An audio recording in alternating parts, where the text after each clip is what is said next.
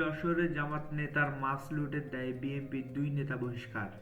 জামায়াত নেতার আলম সাধু ভর্তি মাছ লুট করে বিক্রির অভিযোগে যশোরের মনিরামপুরে বিএনপির দুই নেতাকে বহিষ্কার করা হয়েছে।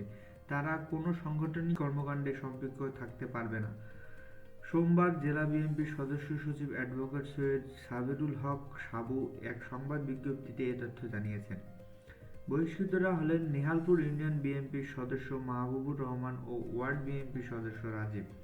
এ বিষয়ে জেলা বিএনপির সদস্য সচিব অ্যাডভোকেট সৈয়দ সাবেরুল হক সাবু জানান, দলের কঠোর নির্দেশনা রয়েছে। কেউ দলীয় শৃঙ্খলাপন্থী কাজ করলে তাদের বিরুদ্ধে ব্যবস্থা নেওয়ার জন্য। উপজেলা বিএনপির সুপারিশে দুই নেতাকে বহিষ্কার করা হয়েছে। এর আগে বহিষ্কৃত ওই দুইজনের বিরুদ্ধে গত শনিবার আলম সাধু ভর্তি মাছ লুট করে বিক্রির অভিযোগ ওঠে। তারা ছাত্রলীগের সাবেক সাধারণ সম্পাদক লেখক ভট্টাচার্যের মাছ ভেবেই সেগুলোকে লুট করে বলে জানা যায়। বিষয়টি নিয়ে স্থানীয় রাজনীতিতে ব্যাপক তোলপাড় সৃষ্টি হয়।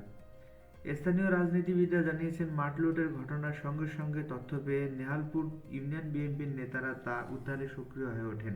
ঘটনার পর ইউনিয়ন বিএনপির সাধারণ সম্পাদক খলিলুর রহমান জানিয়েছেন, সিসিটিভি ফুটেজ দেখে মাহবুবুর ও রাজীব নামের দুইজনকে মাছ লুটের সঙ্গে জড়িত হিসেবে চিহ্নিত করা হয়েছে। পরে তাদের কাছ থেকে মাছ বিক্রির টাকা উদ্ধার করে মালিককে ফিরিয়ে দেওয়া হয়েছে।